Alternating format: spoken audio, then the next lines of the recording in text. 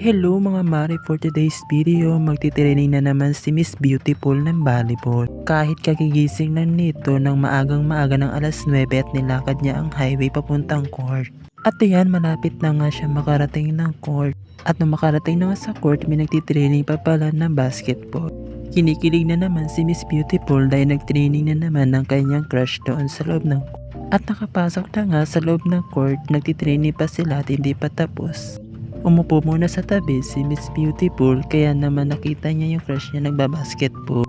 Nakasapatos na nga si Miss Beautiful at dala niya yung bagyang punong-puno ng gamit.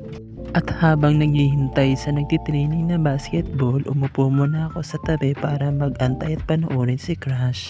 At habang pinapanood ko si Crush, uminom muna ako para ma-relax sa tabi at mapigilan ang sarili. At ayan, nakatayo na nga si Miss Beautiful para pakinggan ang demonstration ng kanilang coach sa kanilang gagawin.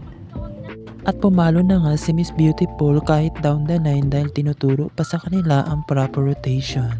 So hanggang dyan lang mga mare ang video ni Miss Beautiful dahil hindi na niya nagawang mag-video pa pagkatapos ng play. Maraming salamat sa panonood mga kamare, sana nag-enjoy kayo. Thank you for watching, bye!